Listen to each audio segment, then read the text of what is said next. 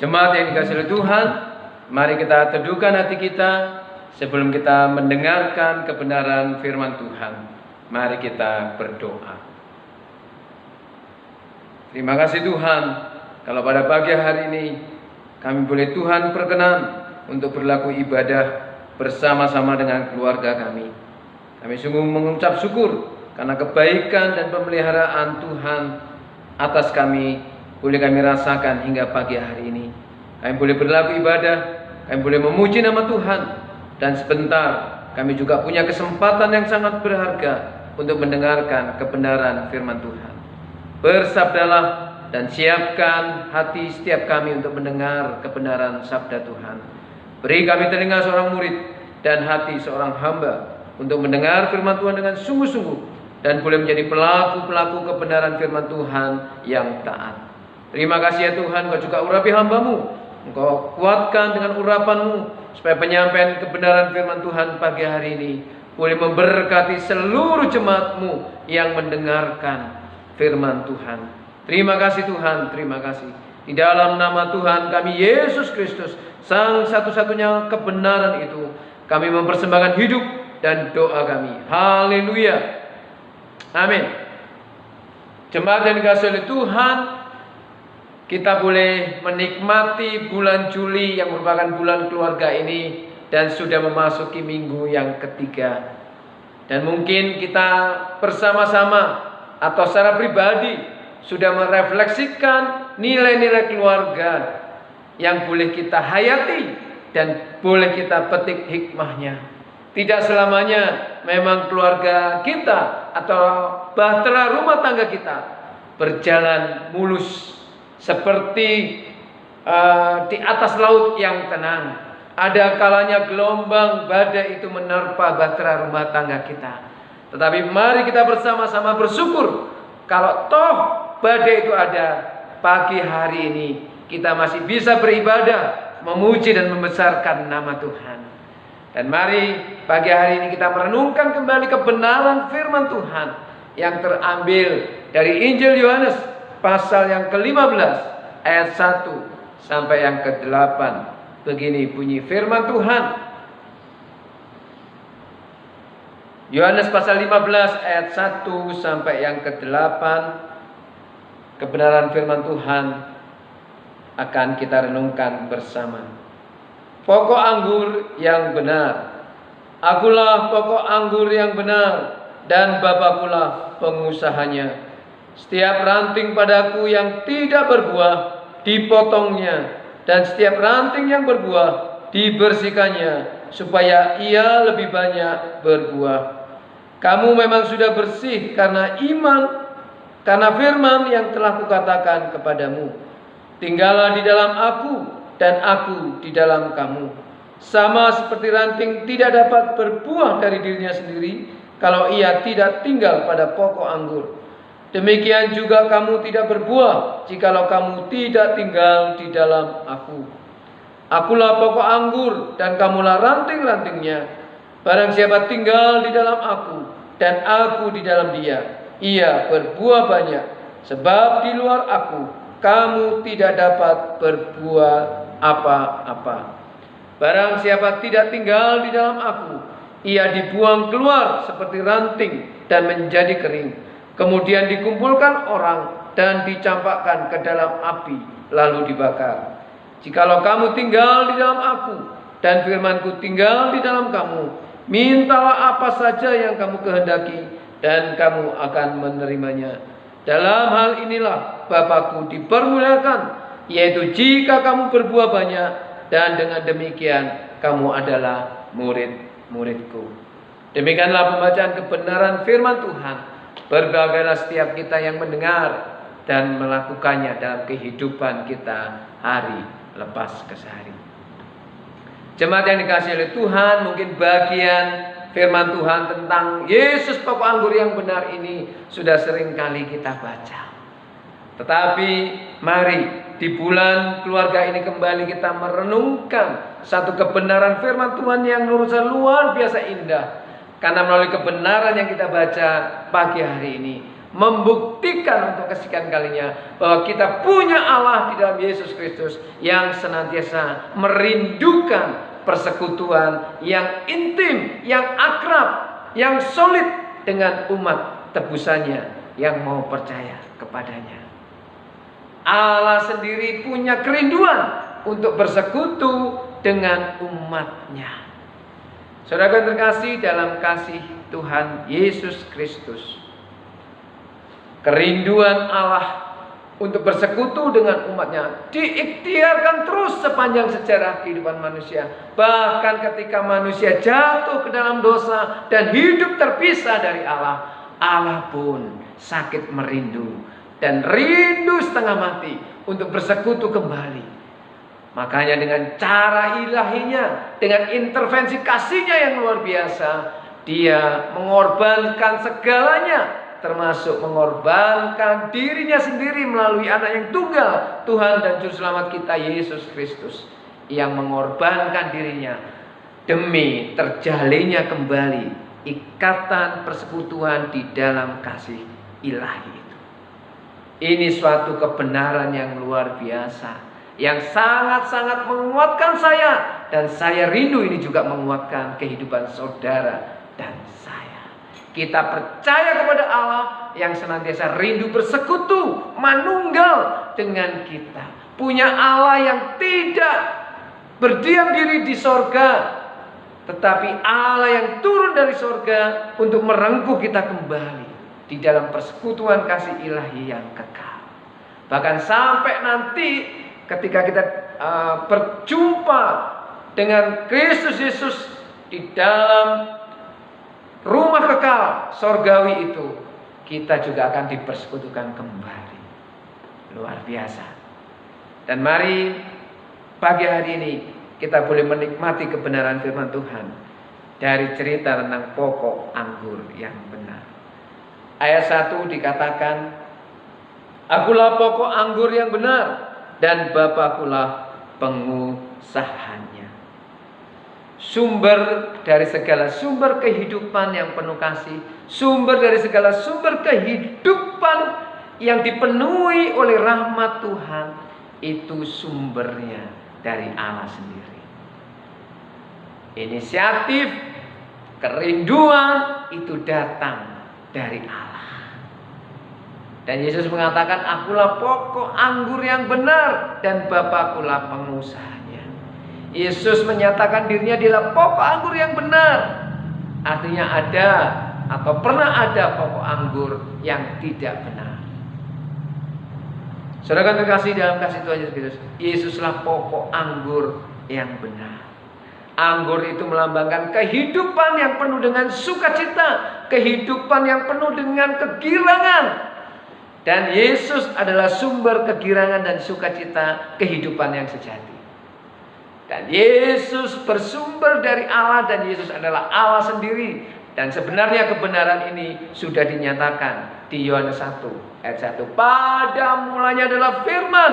Firman itu bersama-sama dengan Allah, dan firman itu adalah Allah. Yesus datang dari Allah, dan Yesus adalah Allah sendiri, merupakan firman yang menjadi manusia. Dan dalam rangka menjadi manusia, dia mau bersekutu dengan umatnya yang telah ditebusnya dan yang mau percaya kepada dia. Sumber dari segala sumber kehidupan adalah Allah sendiri. Dan kita patut bersyukur karena sang kehidupan itu telah turun ke dalam dunia dengan mengorbankan dirinya, menghidupkan kita yang mati kembali kepada pokok anggur yang benar. Kehidupan yang penuh dengan sukacita, kehidupan yang penuh dengan kegirangan ilahi. Yang kedua, di ayat yang keempat mengatakan, "Tinggallah di dalam aku, dan aku di dalam kamu." Saya tidak bisa membayangkan Allah yang maha kudus, Allah yang maha suci, Allah yang sangat-sangat berkuasa yang tidak terbatas itu menyimpan dan menyatakan sekaligus kerinduannya untuk bersekutu dengan umatnya.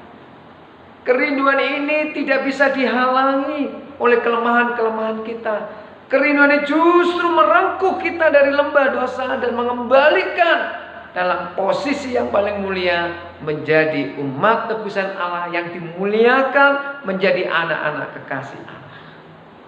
Jadi ini motif, inilah tujuan dari Allah sendiri ketika menciptakan kita.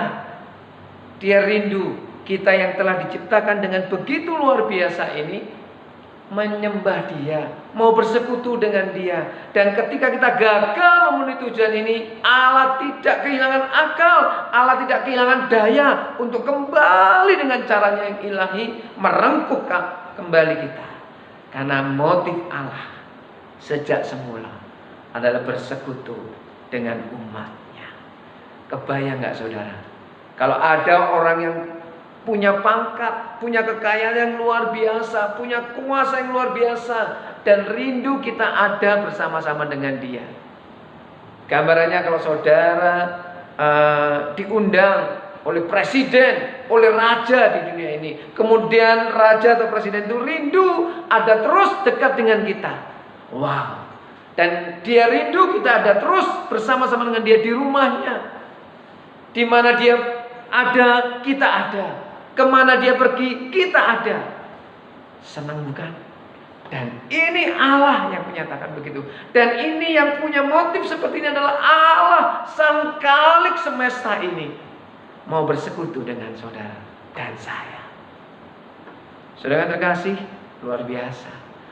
Allah punya kerinduan untuk bersekutu dengan saudara dan saya. Jangan biarkan Allah bertepuk sebelah tangan. Allah juga rindu, saudara punya kerinduan senantiasa untuk beribadah, bersekutu setiap hari, setiap saat dengan Allah. Bersekutu dengan rajin, dengan penuh gairah, dengan penuh antusias. Sekalipun pandemi itu masih ada dan kita rasakan. Tapi jangan kehilangan kerinduan untuk bersekutu dengan Allah. Mari kita menjadi umat Tuhan yang senantiasa merindukan dekat dengan Tuhan, yang senantiasa mau tinggal di dalam rengkuhan kasih karunia, tinggal di dalam rengkuhan kuat kuasa ilahi yang terus mempersekutukan kita. Itulah kerinduan Allah. Dia mau kita tinggal di dalam Dia dan Dia di dalam kita. Saudara yang terkasih dalam kasih Tuhan Yesus Kristus, caranya gimana supaya kita tetap bisa bersekutu dengan Allah?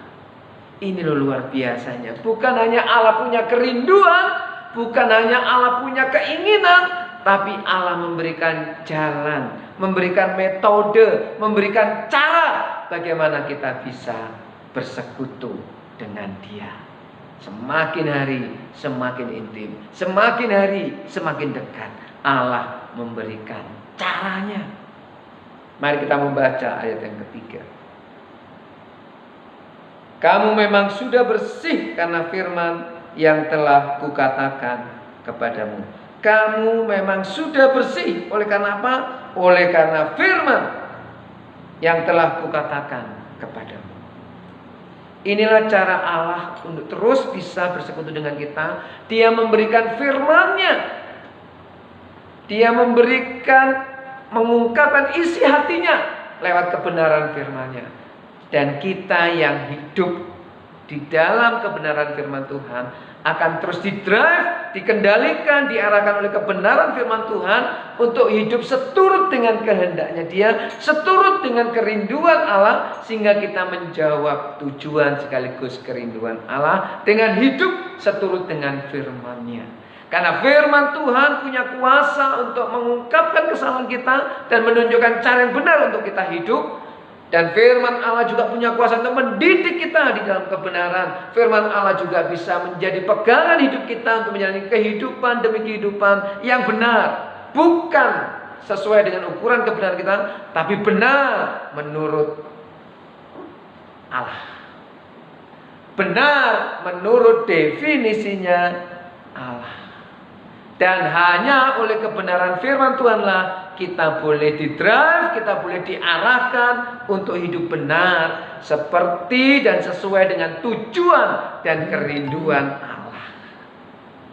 Hanya dengan tunduk pada otoritas kebenaran firman Tuhan, hanya dengan rajin merenungkan dan membaca kebenaran firman Tuhan, maka hidup kita akan menjadi klop dan klik dengan tujuan dan kerinduan Allah. Kalau kita berjalan dengan kebenaran otak kita yang terbatas, berjalan dengan akal budi kita yang terbatas, berjalan dengan ikuti hasrat hati kita yang penuh dengan celah ini, maka kita akan semakin jauh daripada Allah. Untuk itu Allah memberikan cara, baca dan renungkan kebenaran firman Tuhan dan jalankan kebenaran itu. Disitulah nanti kita akan semakin dekat dan persekutuan kita semakin intim dengan Allah dan hidup kita akan bersesuaian dengan Allah. Kalau itu terjadi dalam hidup kita, maka kita telah menjawab kerinduan Allah dan kita sudah mewujud nyatakan kerinduan tujuan Allah dalam kehidupan kita. Dalam semua aspek hidupmu, dalam semua tujuan-tujuan dan cita-cita yang ingin saudara raih, dasari dengan kebenaran firman Tuhan.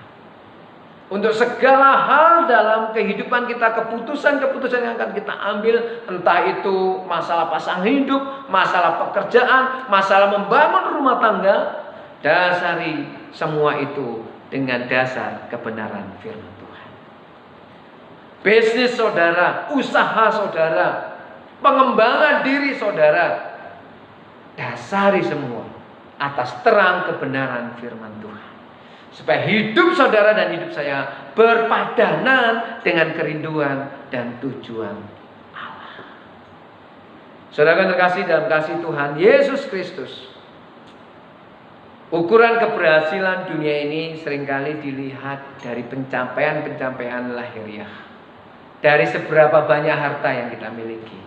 Keberhasilan manusia diukur dengan berapa banyak rumah yang dimiliki, berapa dolar yang dia punyai di depositonya, berapa prestasi yang sudah diukir. Tetapi mari kita melihat Allah mendefinisikan keberhasilan bagi kita. Mari kita membaca ayat yang ke-7 sampai yang ke-8. Pencapaian-pencapaian tadi tidak salah. Tapi kalau pencapaian lahiriah itu yang menjadi fokus kita, maka kita akan kehilangan kuasa dan fokus seperti yang dimaksud ayat 7 dan yang ke-8. Mari kita membaca ayat 7 dan yang ke-8.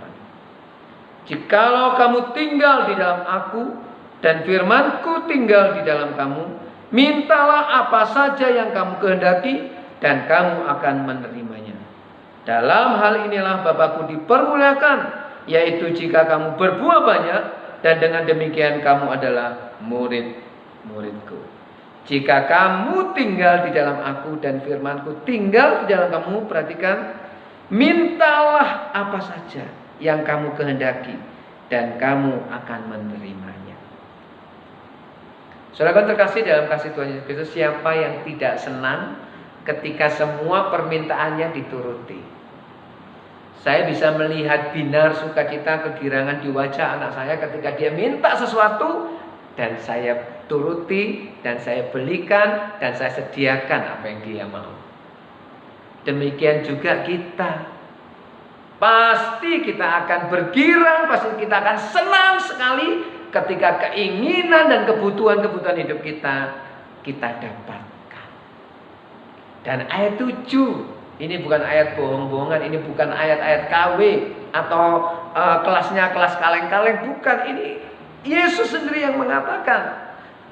Sengaja saya ingin baca lagi. Jikalau kamu tinggal di dalam aku dan firmanku tinggal di dalam kamu, mintalah apa saja yang kamu kehendaki dan kamu akan menerimanya. Luar biasa ya. Mintalah apa saja yang kamu kehendaki dan kamu akan menerimanya. Wow. Bisa terjadi ini? Bisa. Tetapi syarat dan ketentuannya berlaku. Kalau kamu tinggal di dalam aku dan firmanku tinggal di dalam kamu, Artinya semua kebenaran firman Tuhan senantiasa kita ikhtiarkan terjadi dalam kehidupan kita. Sehingga apapun yang kita minta, maka Tuhan akan sediakan. Sudah barang tentu ketika kita tinggal di dalam Kristus dan firman Kristus tinggal dalam kita, pasti yang kita inginkan adalah hal-hal yang memuliakan Allah. Pasti yang kita rindukan terjadi dalam kehidupan kita adalah hal yang dikehendaki oleh Allah, bukan oleh manusia kedagingan kita. Sehingga keberhasilan di sini bukan semata-mata pencapaian lahiriah, bukan semata-mata nominal rupiah kita, tetapi keberhasilan di sini adalah saat kita berjalan sesuai dengan kehendak Tuhan.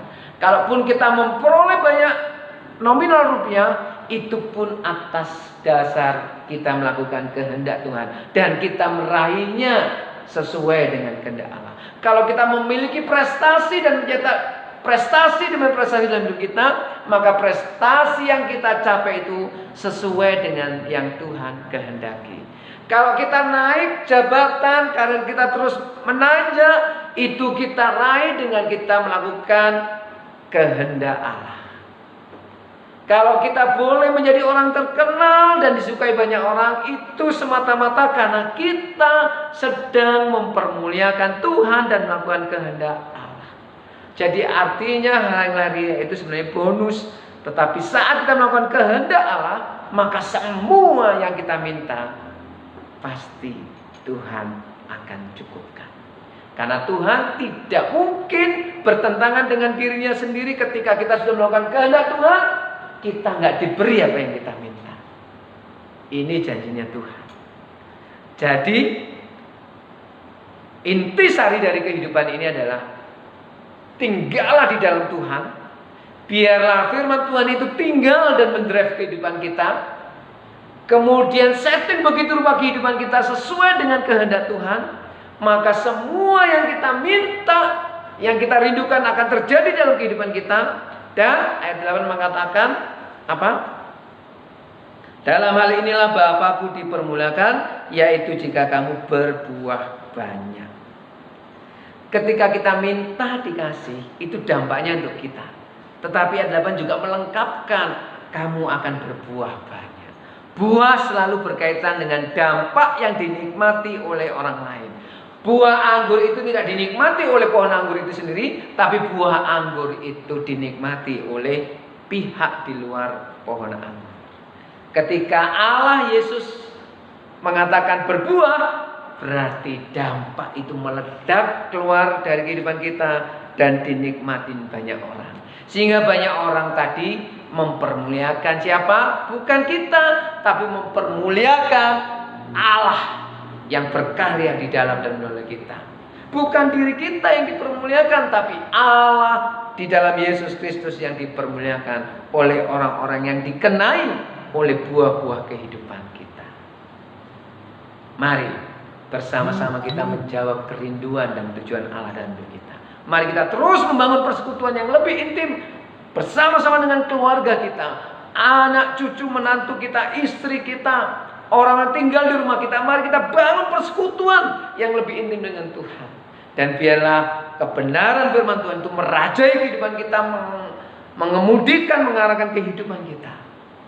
Dan kita akan bisa menikmati apa saja yang kita minta diwujud nyatakan oleh Allah. Apa saja yang kita minta dibuat berhasil. Kiranya firman Tuhan hari ini boleh menghibur, meneguhkan, dan menguatkan kita. Mari kita berdoa. Terima kasih Tuhan buat pagi hari ini. Terima kasih buat kebenaran firman-Mu yang kembali meneguhkan iman percaya kami. Ajari kepada setiap kami untuk menjawab kerinduan hati Allah, supaya kami juga rindu bersekutu dengan Allah semakin intim lagi dan semakin dekat lagi. Dan ajar kepada seluruh jemaat-Mu untuk terus mencintai kebenaran firman Tuhan sebagai wujud nyata kerinduan kami tinggal di dalam Kristus. Dan biarlah kami juga boleh menikmati, seluruh jemaat-Mu boleh Tuhan izinkan menikmati ketika permintaan-permintaan kami, kebutuhan kami diwujud nyatakan oleh Allah. Karena kerinduan kami adalah kerinduan karena ingin melakukan kehendak Allah. Dan biarlah kami juga boleh menyaksikan kehidupan kami menjadi dampak dan berbuah bagi banyak orang. Nama Tuhan Yesus sendiri yang dipermuliakan. Berkati jemaat-Mu nama demi nama. Berkati jemaat-Mu rumah tangga demi rumah tangga. Pulihkan dan berkati seluruh rumah tangga yang ada. Tuhan limpahi dengan rahmat-Mu. Dan ajar dan bawa seluruh jemaat-Mu untuk hidup semakin dekat dengan Tuhan. Terpujilah nama-Mu. Di dalam nama Tuhan kami Yesus Kristus, Sang pokok anggur yang benar itu, kami mempersembahkan hidup dan doa kami. Haleluya. Amin. Jemaat yang dikasihi oleh Tuhan, setelah kita mendengarkan kebenaran firman Tuhan, mari saya undang bangkit berdiri dan bersama-sama kita akan mengikrarkan komitmen kemuridan kita demikian. Kami bersaksi tidak seorang pun dapat dengan sungguh-sungguh mengenal Kristus kecuali ia yang mengikutinya setiap hari di dalam kehidupan. Dan bersama-sama dengan semua orang percaya di sepanjang abad dan di segala tempat, mari dengan yakin kita mengikrarkan pengakuan iman rasuli kita demikian. Aku percaya kepada Allah Bapa yang Maha Kuasa, Khalik langit dan bumi, dan kepada Yesus Kristus anaknya yang tunggal Tuhan kita, yang dikandung dari Roh Kudus, lahir dari anak darah Maria, yang menderita sengsara di bawah pemerintahan Pontius Pilatus, disalibkan, mati dan dikuburkan, turun ke dalam kerajaan maut. Pada hari yang ketiga bangkit pula dari antara orang mati, naik ke surga, duduk di sebelah kanan Allah Bapa yang Maha Kuasa. Dan dari sana ia akan datang kembali untuk menghakimi orang yang hidup dan yang mati. Aku percaya kepada Roh Kudus, gereja yang kudus dan am, persekutuan orang kudus, pengampunan dosa, kebangkitan orang mati, dan hidup yang kekal. Amin.